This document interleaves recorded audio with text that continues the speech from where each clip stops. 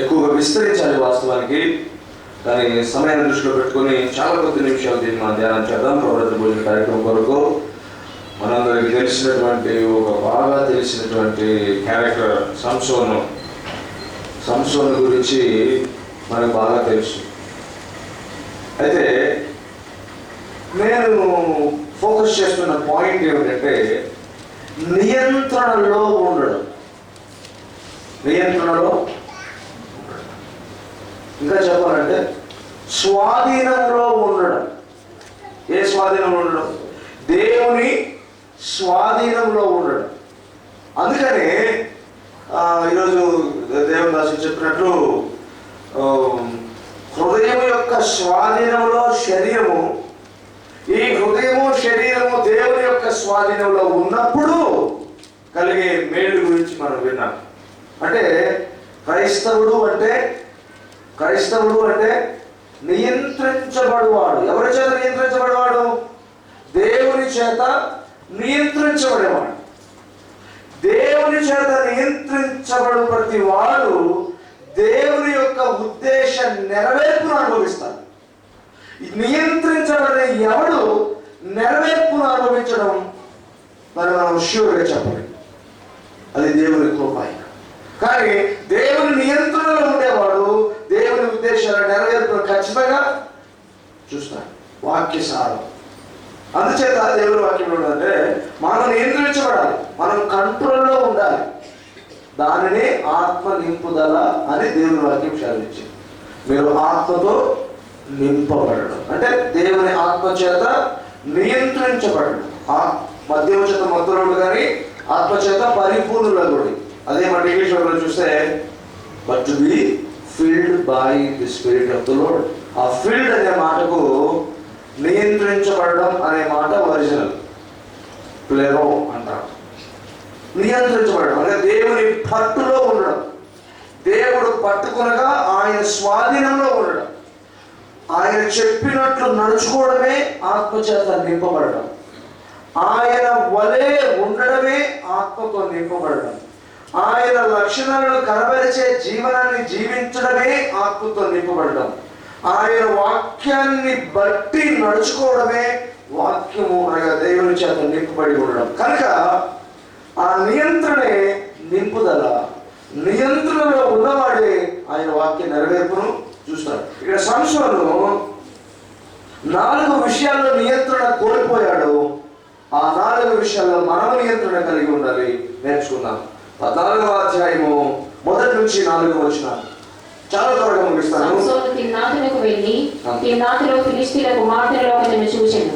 అతడు తిరిగి వచ్చి తిమ్నాతులో ఫిలిష్తీయుల కుమార్తెలలో ఒకరిని చూచి తిని మీరు వారిని నాకు ఇచ్చి పెళ్లి చేయవలసి అంటే మనకు డైరెక్ట్ పాయింట్ ఏంటంటే ఈయన ఆలోచనలు కంట్రోల్లో లేవు. మొట్టమొదటిగా సంసోను యొక్క తలంపులు అవి నియంత్రించ స్వాధీనంలో లేవు ఆయనకు.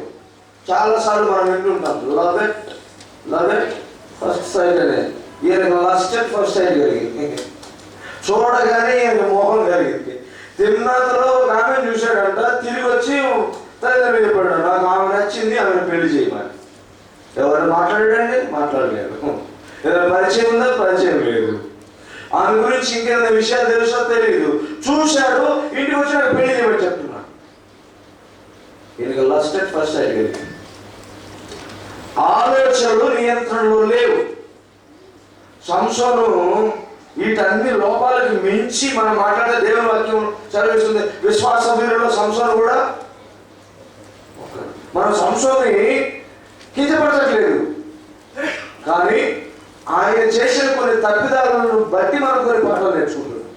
దేవుని వాక్యంలో దేవుడే హెచ్చించిన వ్యక్తిని మనం కించపరచడానికి మన ఎవరు కదా.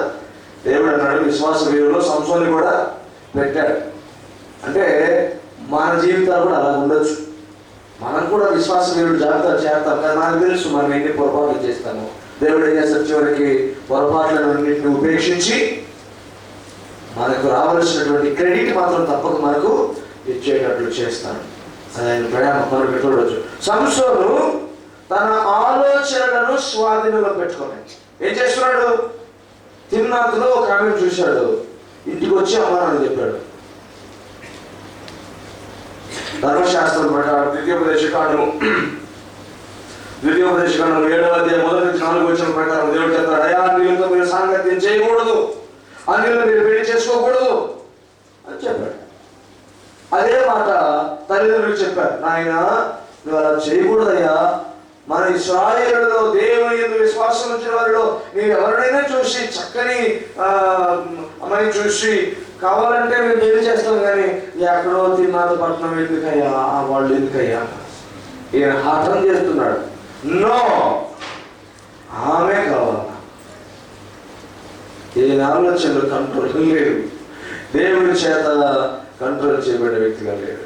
విశేషం ఏంటంటే దేవునికి పుట్టినది మొదలు నాజీరు చేయబడిన, దేవునికి పుట్టినది మొదలు ప్రతిష్ఠ చేయబడిన, దేవునికి పుట్టినది మొదలు సేవకే సమర్పించబడినటువంటి సంసోను ఆలోచనలు నియంత్రణ లేవు. అది చాలా గొప్ప విషయం.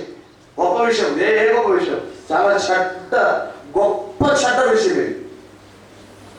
మనమందరం ఇప్పుడు ప్రస్తుతం దేవుని బిడ్డలు, మనమందరం డైరెక్ట్ నాజీరు చేయబట్టి వాళ్ళమే. యేసుకు మన విశ్వాస ప్రకటన చేసిన దినం నుంచి మళ్ళీ మనం ఆయన మహిమ చేరినంత వరకు మన జీవితం అంతా ఆయనకు నాజీరు చేయబడినాం. ఈయన నాజీరు 30 సంవత్సరాలే. నాజీరు వ్రతం అనేది దాదాపుగా 30 సంవత్సరాల వరకు ఉంటుందట. 30 ఏళ్ళ తర్వాత వాళ్ళు స్వతంత్రులుగా చేయబడవచ్చు. అది ఒక లూప్. అయితే దేవుని వాక్యాన్ని బట్టి మన జీవితానికి ఎప్పటి వరకు చాయిస్, ఎప్పటికీ ఆయనకి నాజీరు చేయబడిన వాళ్ళమే. మన కంట్రోల్లో మనం ఉన్నాము అంటే అర్థం ఏంటంటే మన ఆలోచనలు మన కంట్రోల్లో ఉన్నాయి.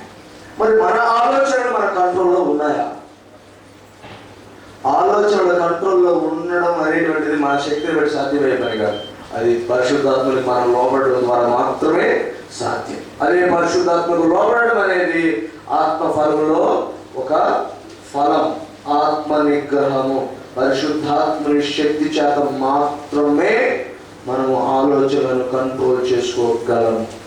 మన శక్తితో ఆలోచనని కంట్రోల్ చేయాలని చూస్తే విపరీతమైన ఆలోచనలు వస్తాయి. ఇంకా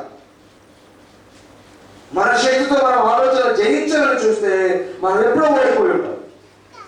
అది పరిశుద్ధాత్మని సహాయం చేతనే చేయగలం. అందుకనే మనం పరిశుద్ధాత్మకు లోబడి ఉండడం, పరిశుద్ధాత్మకు నింపబడడం అనేటువంటి అనుభవం ఎంతైనా ముఖ్యం. నింపబడడం అంటే ఏమనుకుంటున్నాం?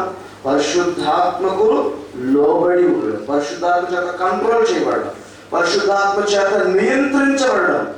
అది ఎలా సాధ్యం? ప్రార్థించడం ద్వారా, వాక్యం చదవడం ద్వారా, ఆయనకు దగ్గరగా ఉండడం ద్వారా, ప్రతి సమయంలో ప్రార్థన విజ్ఞాపనలు చేయడం ద్వారా. మంచిది. 5-11 చూస్తే ఈయన సాక్ష్యాన్ని చెడగొట్టుకుంటున్నాడు. ఈ సాక్ష్యం కూడా ఆయన స్వాధీనంలో లేదు. 5వ వచనం నుంచి 11వ వచనం వరకు గమనిస్తే అక్కడ మనం చూస్తాం. చదవండి, 30 నిమిషం చదవండి.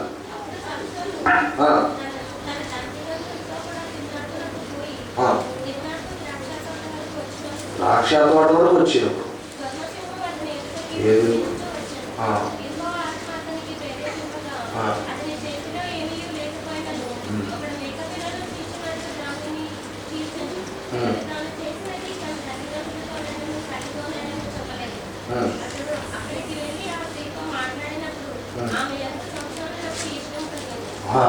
చాలు.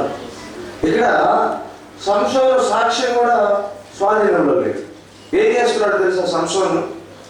సంసోనుకి ఏం చెప్పాడంటే, దేవుని దూత కనపడి తల్లిదండ్రులకు, ఇతడు ద్రాక్ష పండు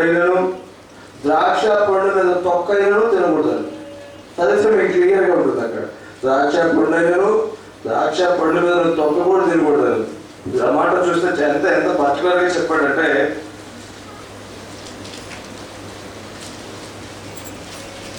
ఒకసారి న్యాయపుత్ర గ్రంథము 13వ అధ్యాయము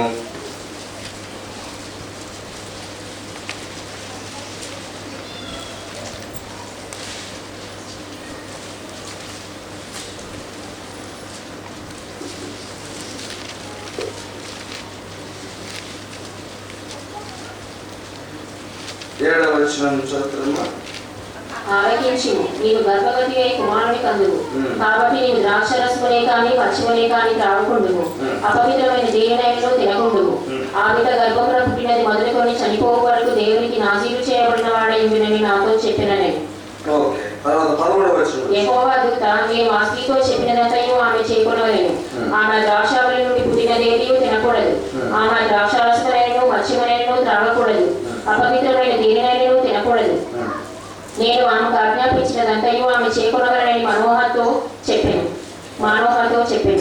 అప్పుడు మానోహ, మేము ఒక మేకపిల్లని సిద్ధపరిచి నీ సన్నిధిని ఉంచు వరకు నీ వాగుమని మనవి చేసుకొనుచున్నామని యెహోవా దూతతో చెప్పగా, యెహోవా దూత, నీవు నన్ను నిలిపినను నీ భోజనము నేను తినను. నీవు దహనబలి అర్పింపను ఉద్దేశించినట్లా యెహోవాకు దాన్ని అర్పింపవలని మానోహతో చెప్పెను. అతడు యెహోవా దూత అని మానోహకు తెలియలేదు. మానోహ, నీ మాటలు నెరవేరిన తర్వాత మేము నిన్ను సన్మానించినట్లు నీ పేరేమని యెహోవా దూతను అడగగా, యెహోవా దూత, నీ వేరే నా పేరు అడుగుచున్నావని. ఒక్క నిమిషం, మీ దగ్గర ఇంగ్లీష్ బైబిల్ ఉందా?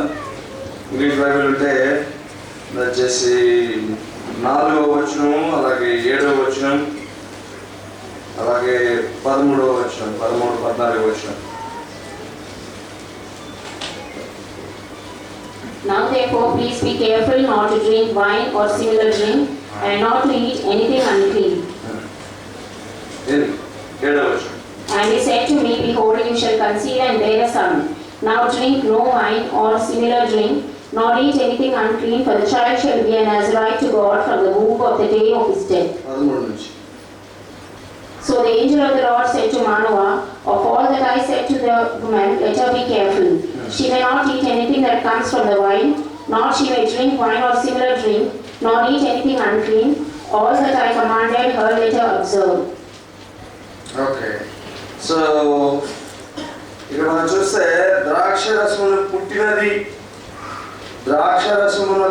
ద్రాక్షవల్లి నుండి పుట్టినది ద్రాక్షరసములను ద్రాక్ష పండుగ అనేటువంటి విషయానికి వచ్చినప్పుడు మనం లిటరల్గా ఒక ట్రాన్స్లేషన్ ఏముందంటే ద్రాక్ష పండు మీద తొక్క కూడా తినకూడదు అని ఒరిజినల్ కండిషన్. మీకు I just provide it with all the details next time when I come back. ఇప్పుడు ప్రస్తుతానికైతే ద్రాక్ష రసం నుంచి ద్రాక్ష పండు అనే ద్రాక్షకు సంబంధించిన ఏది కూడా ముట్టకూడదు అనేటువంటి విషయాన్ని మనం చూస్తాం. మరొక సందర్భంలో కూడా నేను దాన్ని కన్వర్స్ పరచుకున్న సమయం మించిపోతుంది కనుక తప్పకుండా నేను నెక్స్ట్ వీక్ వచ్చినప్పుడు మీకు డీటెయిల్స్ ఇస్తాను. అయితే ద్రాక్షకు సంబంధించిన దేనిని ముట్టకూడదు అని అంటే ఈయన నేరుగా పోయి ద్రాక్ష తోటలో ఉంటున్నాడు. ద్రాక్ష తోటలో ఏం పని ఈయనకు? వీళ్ళు తిన్నాల పట్ల పెడుతున్నాడు, వారి తల్లిదండ్రులు ఒక చోట పెట్టాడు, ఈయన ద్రాక్ష తోటలోకి పోయాడు. ఎందుకు పోయాడు? ఏమైనా తీసుకురావడానికి పోయాడు, బహుశా తల్లిదండ్రులు తినడానికి పోయాడు. ఈయన చెప్పాడు, అసలు నువ్వు ద్రాక్ష సంబంధితమైన దేని దానికి నువ్వు పోకూడదు, నా జీవితం పూర్తయ్యేంత వరకు నీ వాళ్ళ జోలికి పోకూడదు. ద్రాక్ష రసము నుండి వచ్చినది ఏదైనానో దానికి సిమిలర్గా ఉన్నది, కానీ ఆ ద్రాక్ష సంబంధించిన ఏది నువ్వు తీసుకోకూడదు. అలాంటప్పుడు ఆ ద్రాక్ష తోటలోకి పోవడం ఎందుకు? చాలాసార్లు ఎలా ఉంటుందంటే, నేను ఏం చేశాను, కాకపోతే ఇక్కడ ఉన్నాను. సాంగత్యము, దుష్టుని సాంగత్యాన్ని గురించి మన దేవుడు దుష్టుని సాంగత్యం ఏం చేస్తుంది? మంచి నడవని చెడుతుంది, అక్కడికి వెళ్ళడమే చెడుతుంది. అంటే పొత్తు దగ్గరగా వెళ్ళడమే ఏమవుతుంది? దాని లక్షణం అనేది సాక్ష్యం చెడిపోయేది. ఎక్కడ ఉండకూడని స్థలాల్లో ఉంటే సాక్ష్యం అప్పుడు చెడిపోతుంది. అది ఒక మూల కారణం అవుతుంది. ద్రాక్ష జోలికి పోవద్దు అంటే ద్రాక్ష తోటలు నడువులు ఉన్నాడు. రెండో విషయం ఏంటంటే, నాజీరు చేయబడిన వాడు ఏదైనా చనిపోయిన ముట్టకూడదు. వాడు తిరిగి వచ్చినప్పుడు ఏమంటుంది? అక్కడ ఆ చనిపోయినటువంటి సింహ కళేబరాన్ని ముడుతున్నాడు. అలాగే ముట్టడం మాత్రమే కాకుండా అందులో పెట్టినటువంటి తేనెను తీసుకొని వచ్చి మళ్ళీ తినిపిస్తున్నాడు. అంటే ఏమిటి? ఏదైతే చేయకూడదని ప్రభువు చెప్పాడో వాటిని చేస్తున్నాడు. అందుకే చివరి మనం చదువుకున్నాం 5-11 వచనంలో, అతడు అక్కడికి వెళ్ళగా ఆ స్త్రీని చూసి ఆమె ఏదో అతనికి ఇష్టం పుట్టిందంట. దేవునికి ఇష్టం లేని దానిని ఈయన ఇష్టపడుతున్నాడు. ఫైనల్ గా చూస్తే ఇతడు దేవునికి వ్యతిరేకమైన సాక్షి జీవితాన్ని కలిగి ఉంటాడు. సాక్ష్యం కూడా ఆయన స్వాధీనంలో లేదు. ఏది చేయకూడదో అది చేస్తున్నాడు, ఏది ప్రభువుకి ఇష్టం లేదో అది చేస్తున్నాడు. అందుకే దేవుని వాక్యం అవుతుంది, సాక్ష్యము అనేది కూడా కేవలం మనకు జరిగిన మేలు చెప్పడం మాత్రమే కాదు, అది ఒకానొక విధము. సాక్ష్యం చెప్పడం అదొక విధము. ప్రస్తుతం కొంతమంది తల్లిగారు చెప్పినటువంటిది వారికి జరిగిన మేలు చెప్పారు. ఇది వారికి జరిగిన మేలు చెప్పడం. ఇంకొక యాంగిల్ ఏంటంటే సాక్ష్యం అంటే దేవుని యొక్క లక్షణాలను జీవించడమే సాక్ష్యం. ఎలా చెప్పచ్చు?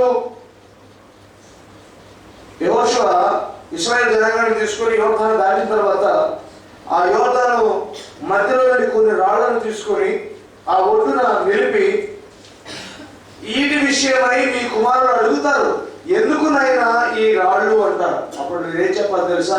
ఆ దినము యెహోవా మా ఎడల చేసినటువంటి ఆశ్చర్య కార్యములకు ఈ రాళ్ళు సాక్షులై ఉంటారు. అంటే దేవుని యొక్క శక్తిని జ్ఞాపకం చేసే కనబరిచేవిగా ఉంటాయి. అందుకే నూతన నిబంధనకు వచ్చేసరికి ఆ రాళ్ళు నిర్జీవమైన రాళ్ళు కానీ మీరు సజీవమైన రాళ్ళు. ఏ రాళ్ళు? ఆత్మ సంబంధమైన సజీవమైన రాళ్ళు. ఆ రాళ్ళు దేవుని శక్తిని ప్రకటించాలి నిర్జీవమై. ఇప్పుడు మీరు ఆ దేవుని శక్తిని జీవించాలి, అప్పుడు మీరు సాక్ష్యాలు అవుతారు. కనుక సాక్ష్యాన్ని జీవించడం కూడా గొప్ప సాక్ష్యం. ఈయన జీవించే సాక్ష్యాన్ని కోల్పోయాడు. చెప్పే సాక్ష్యాన్ని చెప్పాడు. ఏం చెప్పాడు తెలుసా? దేవుడు నాకు సహాయం చేశాడు, నా మీద సింహం వస్తే చీల్చేశాడు అన్నాడు. అది సాక్ష్యమే. కానీ చెప్పే సాక్ష్యం చెప్పాడు, కానీ జీవించే సాక్ష్యాన్ని మాత్రం జీవించలేదు. తాకద్దన్నటువంటి చనిపోయేదాన్ని తాకాడు. అందుకే సాక్ష్యం రెండు విధాలుగానే ఉండాలి. చెప్పాలి, చెప్పిన దాన్ని జీవించాలి, అప్పుడు అది సంపూర్ణ సాక్ష్యం అవుతుంది. ప్రభురాత్రి రోజు ఈ కార్యక్రమం గురించి మనం ధ్యానం చేస్తున్నాం. మన జీవితాలు సంపూర్ణ సాక్ష్యాల. చెప్పడం మాత్రమే కాదు, జీవించడం కూడా సాక్ష్యమై ఉండాలి. మన జీవితమే ప్రభు శక్తికి సాక్ష్యమై ఉండాలి. మూడవది ఏంటంటే 12 నుంచి 18 చూస్తే చదవనక్కర్లేదు. సంసోను తన నాలుకను తన స్వాధీనంలో పెంచుకోలేదు. ఏమిటంటే పెళ్లి చేసుకున్నాడు. పెళ్లి చేసుకున్న తర్వాత ఆయన అందరూ మాట్లాడుకుంటున్నారు. ఈయనకి ఏం పోయినా మరి వాళ్ళు ప్రేరేపించి, నేను ఒక కథ ఇస్తాను వింటున్నారా అన్నాడు. అడుగుమన్నాడు. బలమైన దానిలో నుండి తీపి వచ్చను, తీపి దానిలో నుండి తిండి వచ్చను అన్నాడు. అప్పుడు వాళ్ళ కథ తెలుసుకోవడానికి ఎన్నో ప్రయత్నం చేశారు, కాలేదు. ఒక పందెం కూడా పెట్టుకున్నారు. ఓడిపోవడం ఇష్టం లేక వాళ్ళు సంవత్సరాలు భార్య దగ్గరికి వచ్చి ఎలాగైనా తెలుసుకోవాలన్నారు. ఆమె రోజు చెప్తుంది, 7 రోజుల లోపల చెప్పాలన్నారు కదా, నీ తర్వాత చెప్పాలంటే వినలేదు. ఆమె బలవంతం చేసిందంట. నోరు జారాడు, చెప్పాడు, ఇది బాబు అన్నాడు. ఆమె చెప్పింది తీసుకుని వెళ్ళి వారికి చెప్పింది. వారు మళ్ళీ సగం కొట్టుకుంటూ వచ్చాడు. చివరికి అంటున్నాడు, నా దూడతో నేను దున్ను ఏళ్ళ మీకు ఈ కథ భావము తెలిసేది కాదు. నేను ఎవడు చెప్పమన్నాడు? నీ నాలుకను నువ్వు ఎవరు కంట్రోల్లో పెట్టుకోవద్దన్నారు. క్రైస్తవుడు మరొక గొప్ప విషయంలో ఫెయిల్ అవుతాడు. అదే గొప్ప చెడ్డ విషయం ఇది. అదేంటంటే యాకోబు భక్తుడు 3వ అధ్యాయం అన్నట్టు, నాలుక సర్వ శరీరంలో ఎలాంటిది? అత్యంత ప్రాముఖ్యమైనటువంటిది. ఎందుకంటే ఈ సర్వ శరీరంలో చిచ్చు పెట్టడానికి మన దేహంలో ఉంచబడిన అగ్ని అయి ఉన్నదంట. ఇంత పెద్ద గోడ చుక్కాని బట్టి నడిచినట్లు ఈ శరీరం అంతా.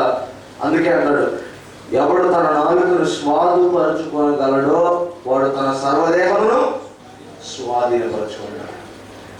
సంస్థలు తన నాలుకను స్వాధీనం చేసుకోలేదు, ఏది పడితే అది మాట్లాడేశాడు. మరి మనము ఎలా ఉన్నాం? మన నాలుక మన స్వాధీనంలో ఉందా? కొంతమంది ఉంటారు, వాళ్ళు అసలు మాట్లాడకుండా ఉండరు. రహస్యాలు వాళ్ళకు తెలిసాయంటే వాళ్లకు కడుపులో ఒక రకమైన మోతలు వచ్చేస్తాయి. ఎవరొకరికి చెప్పేయాలి, చెప్పేంత వరకు వాళ్ళకు ఇంకా ఉండదు. మీకు తెలుసా అసలు ఎంత అంటే అట్రాక్షన్ ఇంకా అది.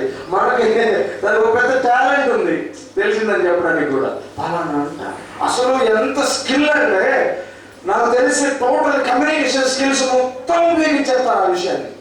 మీకు తెలుసా ఎంత చిన్నగా చేస్తారు, ఆకర్షణ నాకు కొంచెం దగ్గరగా, ఇది ఎవరు తెలియకూడదంటూనే తెలియజేస్తుంటారు. నేను నీకు ఒక్కదానికే చెప్తున్నా, నీకు ఒక్కడికే చెప్తున్నా. అది నువ్వు ఇది ఎవరికి చెప్పమని చెప్తున్నాను. వాస్తవానికి ఇది ఇంకొకరు కూడా నువ్వు చెప్పమని చెప్పడం అని నీకే చెప్తున్నాను. వాస్తవానికి అప్పుడు 100 మందికి చెప్తాను, నీకే చెప్తున్నా. నాలుగు స్వాధీనంలో ఉంటుంది. దేవుని వాక్యం ఉంటుంది, నాలుగు స్వాధీనంలో ఉండడం చాలా ముఖ్యం. లేకపోతే నీ నాలుగు వల్లే కదా చేతి వస్తుంది అంటాడు దేవుని వాక్యం. ఈ నాలుగులో మరణం ఉంది, జీవం ఉంది, ఆశీర్వాదం ఉంది, శాపం ఉంది. ఈ నాలుగును చక్కగా పొదుపు చేసుకుంటే అన్ని పొదుపులో ఉంటాయి. లేకపోతే అదుపు తప్పిపోతుంది. అదుపులో ఉండడం ఎంతైనా మంచిది. దేవుని వాక్యం ఉంటుంది. సంసోను 4 జరిగాడు. అదే నేను విస్తరించడానికి సమయం లేదు కాబట్టి 4వ విషయం ఏంటంటే 19వ వచనం నుంచి 15వ వచనం చూస్తే ఈయన కోపం కూడా అదుపులో లేదు. ఈయన వాక్యం చెప్పగానే, ఆ మాట చెప్పగానే వాళ్ళు వచ్చి కథ చెప్పారు. ఓ నాకు కోపం వచ్చేస్తుంది, దీంతో ఉండనే ఉండడు అనుకొని ఎగ్గొట్టి ఇంటికి వెళ్ళిపోయాడు. ఇక రాలేదు ఆయన. అట్లా ఉండాలి కోపం అంటే. భార్య మీద కోపం వచ్చింది, సాయంత్రానికి సారీ చెప్ప సిచ్యువేషన్స్ చెప్పు, లేకపోతే అని చెప్తే విను. ఇంకా అలాగే ఎడ పెరుగుతుంది. ఇక్కడ ఒక విషయం కూడా జరిగింది. ఆమె తండ్రి ఇంకేం రాడని చెప్పి ఆమె ఇంకొకరికి పెళ్లి చేసేటట్టు. కోపం వల్ల జీవితమే పోయింది. ఈయన కోపం ఎంత నానావిధమైనటువంటి ఇబ్బందులు తీసుకొచ్చి ఆయనకి రాలేదని, ఈయన కోపం వల్ల కలిగే ఫలితమే ఇక రాడు ఈయన అనుకోని. ఎందుకు రాలేదు? కోపం వల్ల రాలేదు. కోపం లేకపోతే సాయంత్రానికి వచ్చేవాడేమో, లేదా 2 రోజులు వచ్చేవాడు, 3 రోజులు వచ్చేవాడు. ఇక రాలేదు ఆయన. ఆ కోపానికి ఫలం ఎలా వచ్చిందంటే ఇంకేం రాడు అనుకుని ఆమె ఇంకొకరికి పెళ్లి చేశాడు. ఎన్నో రోజుల తర్వాత వచ్చాడు మళ్ళీ. ఏది నా భార్య అన్నాడు. ఏమా ఎన్నో ఎక్కడ ఉన్నామని అడిగాడు. నేను ఇంకొకరికి పెళ్లి చేశాను. ఇంకొకరికి పెళ్లి చేస్తావా? కోపం వచ్చేసి అప్పుడు కోపం చూపిస్తున్నాడు. పోయి ఎవరిని పడితే వాళ్ళని అంటే నక్కలు పట్టుకున్నాడు. ఎంత కోపం చూడండి. నక్కలు ఎంత వేగంగా పరిగెత్తాయి, అయినా పట్టుకుంటున్నాడు. వెళ్ళి నక్కలని పట్టుకుని 300 నక్కలను పోగు చేశాడట. మరి ఎట్లా పట్టుకున్నాడు, ఏ తాడుతో కట్టేసాడో మనకి తెలియదు. నేను ఊహిస్తున్నాను. ఈయన కోపము 300 నక్కలు పట్టుకునే వరకు ఉంది. ఈయన కోపం సైకాలజీ చెప్తారు కొంతమంది. కోపం పోలంటే ఏం చేయాలంటే 1, 2, 3, 4, 5, 6, 7, 10 అంటే పోతుందంట. ఈయన 300 నక్కలు పట్టి వరకు ఉంది. ఈయన కోపం ఎంత ఉందో. ఈయన పట్టుకుంటున్నాడు నక్కని, ఇంకా కోపం ఉంది. నాకు తెలిసి ఆ నక్క దొరకపోతే ఇంకొంచెం ఎక్కువ అవుతుంది ఈయన కోపం. 300 సార్లు ఎక్కువైంది కోపం, తగ్గలేదు.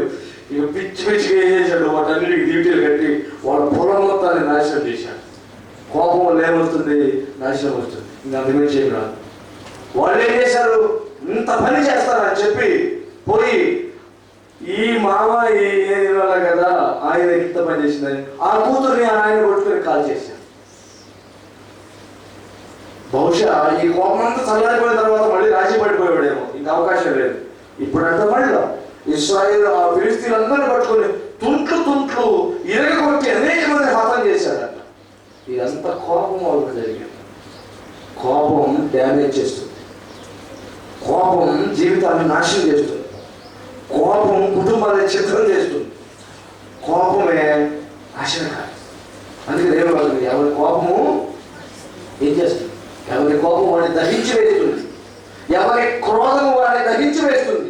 అందుకనే కోపము పాపము కాకముందే దాన్ని విడిచిపెట్టమన్నాడు. కోపము పాపం కాకముందే, సూర్యుడు అస్తమించే వరకే నీ కోపం ఉండాలని ఉండదు. అయినా వాడు క్రైస్తవులమే. ఆ కోపం ఉంటుంది, అయినా క్రైస్తవులమే. ఆ సాక్ష్యం చెడుతుంది, అయినా క్రైస్తవులమే. ఆ నాలుగు అదుపులో ఉండదు, అయినా క్రైస్తవులమే. ఆ ఆలోచనలు అదుపులో ఉండదు, అయినా క్రైస్తవులమే. అందుకే ప్రభు అంటున్నాడు, వాళ్ళు ఒకసారి గుర్తించి నువ్వు అదుపులో ఉండాలని కదా నేను, నీవు నా ఆధీనంలో ఉండాలని కదా నేను, నీవు నన్ను పోలి ఉండాలని కదా నేను నా శరీరాన్ని, నా ప్రాణాన్ని నీకు అర్పించాను. మరి నీ తలంపులు, నీ ఆలోచనలు స్వాధీనంలో ఉన్నాయా? నీ సాక్ష్యం స్వాధీనంలో ఉందా? నీ నాలుక నీ స్వాధీనంలో ఉందా? నీ కోపం నీ స్వాధీనంలో ఉందా? ఉండాలి. ఉండకపోతే ఒక తీర్మానం చేసు, ప్రభు నేను కంట్రోల్లో ఉంటా, నీ ఆత్మ సహాయం నాకు కావాలి, నన్ను క్షమించు ఆయన, నేను నీకు లోబడాలి, లోబడినట్లు ఉండాలి. అలాగే నన్ను బలపరచు, స్థిరపరచు, యోగ్యులుగా మార్చు. నీ పవిత్రమైన శరీరాన్ని రక్తాన్ని యోగ్యతతో తీసుకునే మంచి కృప నాకు ఇవ్వమని ప్రార్థన పూర్వకంగా ముందు కొనసాగడం ప్రభువు మనం జీవించుకున్నాడు.